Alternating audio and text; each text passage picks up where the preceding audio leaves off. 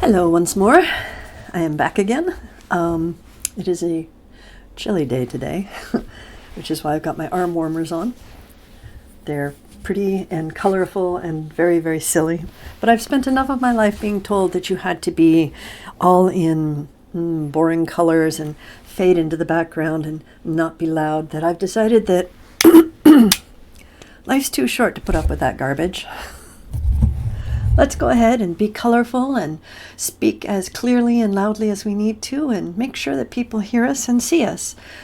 I think women shouldn't be shut down anymore. I'm tired of it myself, and I can't imagine I'm the only one. So today, I'm kind of working on how to do these videos better. Let me know if this one is a little clearer. I've been told that the previous ones shut off rather let's try English. Shut off rather abruptly at the end in a couple of places. And also, sometimes I was going fast and it was hard to understand what I was saying. So, like always, if there's a question that you're confused about or something like that, please put a comment about the question. A polite one, please. And we will try and work things out. And, sometimes people's comments in under my videos are what give me ideas for the next things that I'm going to do. So I very much appreciate having you talk to me in that way. And I'm going to keep making these videos and hope that more people enjoy them. So the last video, I was talking about the four deep structures of matriarchy. And let me read them real quick because I'm trying not to cut off abruptly. So they are economic mutuality based on the circulation of gifts, non-hierarchical horizontal structures of matrilineal kinship, politically egalitarian and consensus seeking, and finally, embodying sacrality that originates in the female divine. So that's what you would generally find in every matriarchy that I know of. Let's see what else. Okay, so moving on to the new subjects today. Today, to my knowledge, there's only one culture that actually calls itself matriarchal, and that's the Minangkabau in north, south, east, west, southwest Asia. They're actually the largest matriarchy that I know of, and there's 4 million of them last that I read. I mean, it could be more now, I don't know. But they are very industrious people. They're doing as well as they can, and they're trying to hold their beloved matrifocal precepts and not have the surrounding patriarchal culture pull them apart. How annoying. Sorry about that. Okay. Another note to remember, I have to turn all my alarms off when I start recording. So, moving from there. Oh, right. The reason that I mentioned that this is the only one that actually calls itself a matriarchy is anthropologists, at least when they started in anthropology, they tended to be unwittingly arrogant about names. Like they would talk to a people and they would say, hey, what are the people next to you? What's their name? And that particular group they were in would give the name of the neighboring tribe or clan or culture. And frequently it would be somewhat disparaging, as we are the people and they are the strange ones that eat seal blubber or something like that. And the reason that I mention that is it's really important to actually use the name that the actual people use for themselves, if you possibly can, if you know it. The reason I mentioned seal blubber is that's actually a fairly famous example. The Inuit used to be called the Eskimo, and the people who wrote down for us, the white, were they white male? I guess they predominantly were in the beginning, although it has changed since then, obviously. But the original anthropologists wrote down, in this area is the Eskimo, and they didn't realize that it was actually a kind of a disparaging term to use for them. When they actually went to the people and they said, hey, what do you call yourselves? That particular group called themselves the Inuit. And another thing you have to be careful of is the Inuit are not all of the Siberian peoples in North America. That's just one group of them. A large group, but it is just one group of them. So while I'm using the term matriarchy, I want to be very clear that frequently the cultures that I'm going to mention don't call themselves matriarchies, don't think of themselves as matriarchies, because like us, they think that a matriarchy is just the inverse of a patriarchy, in which it's the women who are in power and beating on the men rather than the other way around. So I'm going to start using the term, as much as I can remember to do, because it's a mouthful. I'm going to start using the term egalitarian matriarchy or matrifocal culture. Excuse me.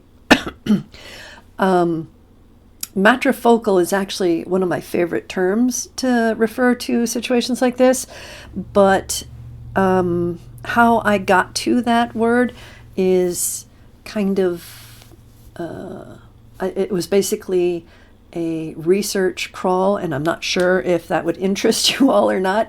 So if it's something that you think would be interesting, let me know, and I'll be happy to do a video on that too. But for now, we're just going to call these different peoples that I am talking about either an egalitarian matriarchy or a matrifocal culture. So let's see what's next. Oh, the other thing to emphasize is matriarchies or matrifocal cultures really are egalitarian. They are power with as opposed to power over. And that's really important because I've heard people refer to matriarchies, for example, as femdom cultures. I'm using a term I'm not completely familiar with, but as I understand it, femdom means that the female is dominant, the way the male is dominant in our culture. Matriarchies are emphatically not, excuse me, I just did it again, sorry. Egalitarian matriarchies, which are the only kind that I know of, are emphatically not femdom because nobody is dominating. It is a culture where they're trying deliberately for an egalitarian political structure, family structure. They're basically trying to make all the stages of the culture egalitarian. That is something they actively seek for. And this is really interesting because I've actually heard patriarchal cultures differentiated from matriarchal cultures in a way to avoid the term matriarchy, by referring to them as power over cultures for the patriarchal cultures and power with cultures for the matrifocal cultures. Now, if this is something that really interests you, power over as opposed to power with, and the concept of power with is still a little nebulous to you, I can highly recommend, let's see, what's her name? Oh, Starhawk. She wrote a book in 1990 called Truth or Dare, Encounters with Power, Authority, and Mystery. And it's a fascinating read. I definitely recommend it. And I think it will explain better to you what power with means and how it's constructed. I think it's a much healthier way to live because it doesn't just make you powerful, it helps you develop the power within yourself, and it helps you to uplift others as well. You want your children, for example, to feel strong within themselves, not to feel that they have to turn to someone else and say, I give you power over me, tell me what to do. That way, in my opinion, that way lies authoritarianism, and I think that's a really bad idea. Another thing that I've noticed some confusion on is the use of the term matriarchy itself to describe different things within patriarchal cultural systems. And again, this is a case where I feel that the dictionary, the dictionary definition is poor. And if we use a patriarchal mindset and say, the dictionary says this, so it must be right, and there can be no argument, then I think we're quashing, even if unwittingly, an opportunity to learn and to grow more. I think having flexibility in your definitions is important, because you never know when you're going to stumble across something where you thought, okay, this definition is solid, and then you find something that goes, oh, okay, maybe it's not exactly all that. So as an example of this, I had somebody refer me to the movie My Big Fat Greek Wedding, and there's a line in there where the mother says to the daughter, let me make sure I get this right, the woman is the neck, the man is the head. That's not matriarchal.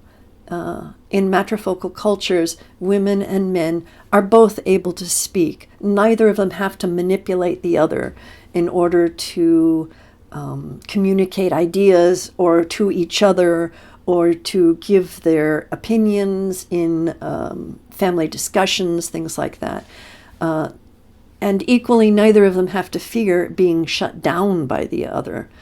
Anytime you have a culture where somebody has to sort of sneak around and manipulate you is not, how do I put this? It's a system of resistance. So, for example, the line, the woman is the neck, the man is the head, pretty much says that the woman has to carry the man. And you shouldn't have to do that. That kind of squashes your own growth. It keeps you from growing completely if you're a woman. If you're a man, it actually kind of does the other thing. It means that you can't stand on your own. These are things to be avoided, both for women and for men, in my opinion. So when I say systems of resistance, I mean that kind of like when you have an oppressive system, whether it's patriarchal or something else, there will always be people who will fight it, and they may not fight it by open aggression, because that will get them crushed, so they'll fight it by manipulation. And while I think that is an excellent answer within a repressive system, it is not something that I am aware of within matrifocal egalitarian matriarchies. That kind of manipulation, in fact, is specifically what one group would use to manipulate the group that is more powerful than them, because the more powerful group has tried to silence them. And not only do I not agree with manipulation, I also don't agree with silencing another group. So, for what it's worth, I don't consider that matriarchal either. Now, there is an interesting question about matriarchies, which I'm still waffling on. I haven't quite decided for myself yet what I think about it, but I know that there are several women-only townships in various countries through the world, and some of the more famous ones are in very, very patriarchal countries. So, for example, there's, I think, 3 in, I forget what country in Africa. I'll have to look that up later. Okay, there's more than I realized. That's really cool. This is why I love research. So apparently there are women-only towns in Kenya, Egypt, Syria, the United States. There may be more. I think there's some in South America. I remember reading about that too. So if you want to do research on that kind of thing, it is fascinating stuff. The one in the United States is apparently on the west coast, north, south, east, west. Yeah, it's on the west coast. And it's called Women's Land, and it was started by a handful of lesbians who wanted to have an area just for women. What's really interesting about that one is apparently it's been there for like 40 years, and they have no police force because they've never had any crime there. I thought that was pretty cool. And that's a really good example, I think, of how women like to talk things over and have a horizontal consensus-seeking system of government. I think that works really well in townships and things like that. The one that's in Kenya is called Umoja, which is apparently Swahili for unity, and it's spelled U-M-O-J-A, if you want to look it up more, which is really interesting. It was started by, I think, 16 women. Let's see if I'm remembering this correctly. They had all been raped by British soldiers, and so their families threw them out, their husbands threw them out because they were no longer, they'd been defiled, so to speak, according to their religion. And so these women were like, if we're alone out in the wilderness, we're going to die. So let's get together. We'll build our own town. And it's been there for, I think, a generation at least. I don't know the actual date, although it would be easy enough to find if you want to find. I think it's probably on Wikipedia even. But they went ahead. They built their own village. They made it beautiful. They've raised crops. They periodically have trouble every once in a while from men. It is a woman-only township. They allow boy children to stay, obviously, because they have to be with their mothers. But they don't allow men to, I think they allow men to come in during the day, but they don't allow them to spend the night. The reason they occasionally have trouble with men, and the one that I remember most clearly from the bit I was reading, is the originator. It was one woman who put it together. I don't remember her name, I'm sorry. But her husband, like 15 years after she'd done this, decided he wanted her back. So he came to the village with a pistol. And this is why I know that people refer to this town, for example, as a matriarchy. But I'm not sure that's quite the proper term, because men wander in and out disruptively.